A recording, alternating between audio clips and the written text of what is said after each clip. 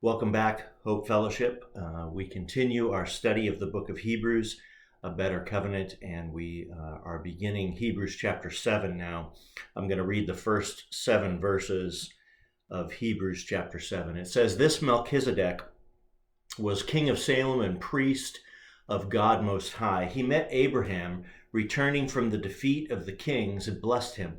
And Abraham gave him a tenth of everything. First, his name means king of righteousness. Then also, king of Salem means king of peace. Without father or mother, without genealogy, without beginning of days or end of life, like the Son of God, he remains a priest forever."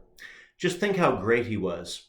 Even the patriarch Abraham gave him a tenth of the plunder. Now the law requires the descendants of Levi, who became priests, to collect a tenth from the people, that is, their brothers, even though their brothers are descended from Abraham. This man, however, did not trace his descent from Levi, yet he collected a tenth from Abraham and blessed him who had the promises. And without doubt, the lesser person is blessed by the greater. You know, the Old Testament is full of people, of objects, and of events that are a picture of something else in the New Testament. This is called a type. The people and the objects and the events are real, and they took place in an actual historical context, but their main purpose is to be a type or a picture of something described in the New Testament. Some examples are the animal sacrifices, particularly the sacrifice of a lamb in the Old Testament as a type of Jesus, the Lamb of God, who takes away the sin of the world in the New Testament. Another example is the temples of the Old Testament as a type of the New Testament believer who became the temple of God and the dwelling place of God's Holy Spirit. So these are the types that we find in the Old Testament. Another one is the bronze serpent that Moses made as people were getting near venomous snakes. And so Moses crafted this bronze snake and put it up on a pole, and when people were bitten by a snake, they could look at that and then they would be healed. And so then in the New Testament, it said, "And just as Moses lifted up a snake in the wilderness, even so must the Son of Man also be lifted up." So that became a type of the crucifixion of Jesus found in the New Testament. And so we've read this phrase even back in chapter 5, that Jesus was a priest after the order of Melchizedek. And so this Melchizedek is a type in the Old Testament to show us what Jesus is like in the New Testament. And so today's passage goes into a little more depth in describing this Old Testament priest. And so verse 1 says, "This Melchizedek was king of Salem and priest of God Most High. He met Abraham returning from the defeat of the kings and blessed him." So this is basically a summary of what we find in Genesis chapter 14. And so I want to go back there, Genesis 14, and just reading through verses 15 to 20 to get the layout of Abraham coming and meeting this priest, this king of Salem. It says in Genesis 14, verse 15, "During the night, Abram divided his men and attacked them, and he routed them, pursuing them as far as Hobah, north of Damascus. He recovered all the goods and brought back his relative Lot and his possessions, together with the women and the other people. After Abram returned from defeating Kedorlaomer and the kings allied with him, the king of Sodom came out to meet him in the valley of Sheva, that is, the king's valley. Then Melchizedek, king of Salem, brought out bread and wine. He was priest of God Most High, and he blessed Abram, saying, 'Blessed be Abram by God Most High, creator of heaven and earth, and blessed be God's Most High, who delivered your enemies into your hand.' Then Abram gave him a tenth of everything." So here we have this situation where there were 5 kings that had come together to go against 4 other kings. And in this process, Abram had heard that Lot had been captured by one of those enemy kings. And so Abram went and rallied his 300 men and went and to get Lot and to get all of his things. And he was able to do that, and he ended up plundering these enemy kings. And so when he came back, the king of Sodom came out to thank him, as well as this king of Salem named Melchizedek. And the place Salem is also the name of Jerusalem. It's an old term for Jerusalem. And so when they come out, he brings bread and wine, and he blesses Abram for this victory, and blesses God in granting this victory over the enemies. And in response to that, Abram gives him a tenth of everything.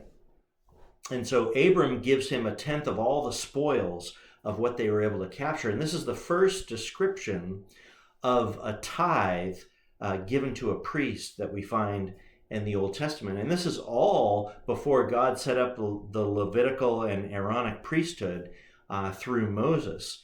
And so obviously there was something culturally going on in relation to Melchizedek being named a priest and being named a priest of the Most High God. And so he didn't fall under the Levitical priesthood that was formed later on through Moses. But he nonetheless was a priest. And then it says that first his name means King of Righteousness. Then also King of Salem means King of Peace. Like I said, Salem is Jerusalem. And so this description of his name, Melchizedek, meaning King of Righteousness, and Salem, meaning King of Peace. Shalom, Jerusalem, Shalom, Salem, King of Peace. And so it goes on to give this description. Without father or mother, this is verse 3, without genealogy, without beginning of days or end of life, like the Son of God, he remains a priest forever. And so these priests would serve their entire lifetime. Of course, in the Levitical priesthood, they would be born into it. They had to be descendants of Levi, but also descendants of Aaron. They were the Aaronic priesthood, and they would become the priests who would serve in the temple. The other Levites would assist those priests in various ways in various non-priestly duties, such as singers and attendants and that sort of thing, assisting for the work of the tabernacle and eventually the temples that were built. But here's this Melchizedek where his genealogy isn't recorded. And so he served for his entire life, but there's no recording of the ending of his life. So essentially, he continues on as a priest. Certainly, he must have died, but his death is not recorded. And so he carries on, his priesthood carries on. And so this is the type being found for Jesus, that Jesus' priesthood continues on, because the death of Jesus Christ is not recorded. He died, but then he rose again, and he went to the Father, and now he is the priest before the throne of God forevermore. And so in that way, he's the priest in the order of Melchizedek, one who has no beginning and one who has no end. This description of Jesus through the typology, the description of the high priest Melchizedek. And so, one of the things that shows the unity of Scripture and that God wrote the Bible, is this inclusion of the information about an obscure priest king named Melchizedek. Moses writes about this encounter with Abraham and Melchizedek in Genesis chapter 14. And then about 1,000 years later, David mentions him briefly in Psalm 110, verse 4, that the Lord has decreed that you are a priest forever, and that the Lord won't change his mind, and that the priest, and that's a prophetic utterance that the Messiah would have a priesthood that would be like Melchizedek's. And then another 1,000 years after that, here is the writer of Hebrews, and he gives us more information than what even David knew about him. And this shows that the author of the Bible is God. Here's a span of thousands of years, 3,000 years, and yet the message continuing, giving us information that only God could have known. The Bible is God's word, and it has a unified message. And so we see, even in this telling of the priest Melchizedek, we see the elevation of Scripture reminding us that it is God's word and God wrote this book. And that's why we're careful to read it and study it and follow it. And so next, the writer of Hebrews shows that Melchizedek was greater than the Levitical priesthood.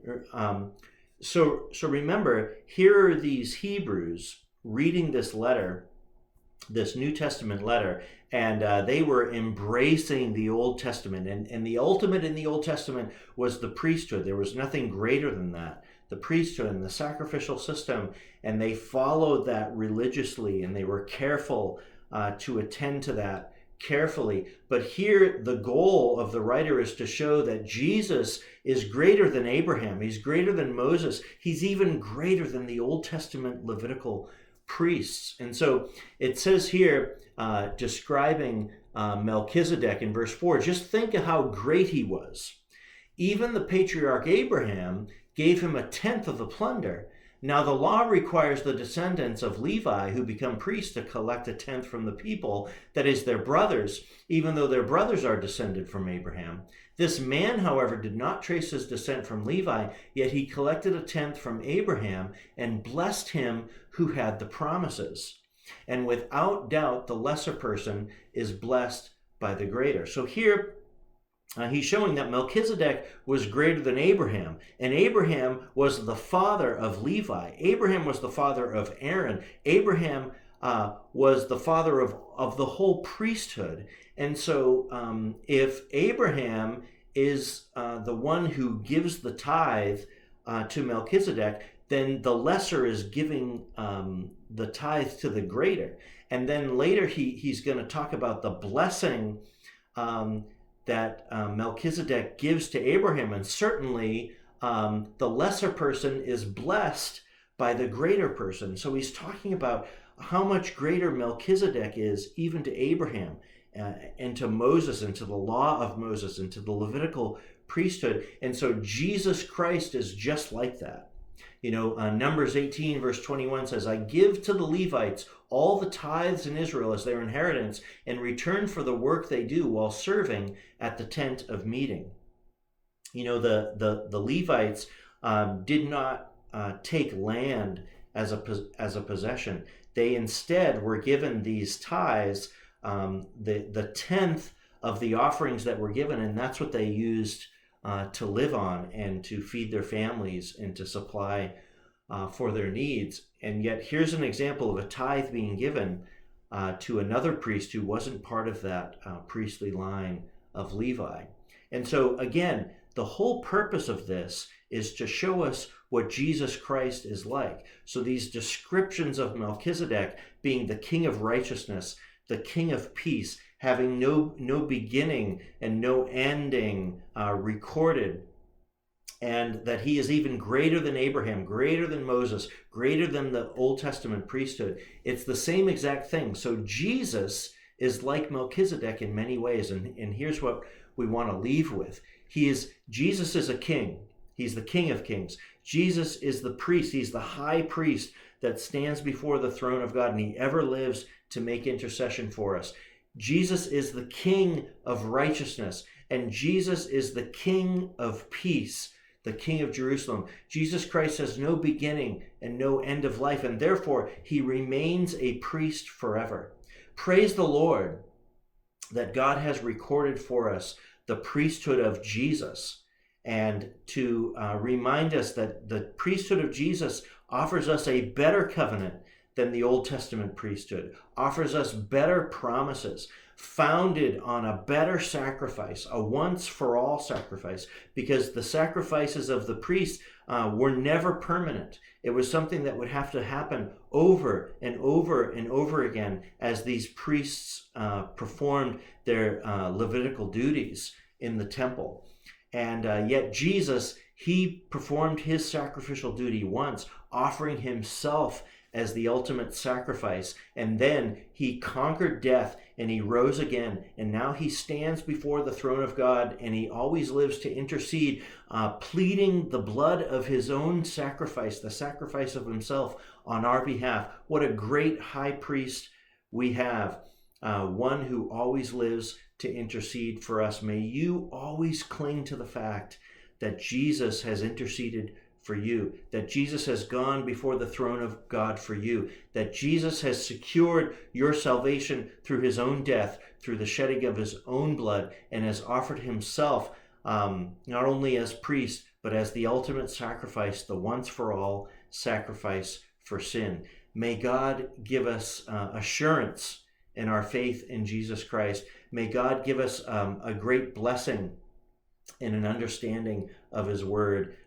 Thank you so much. We'll see you next time.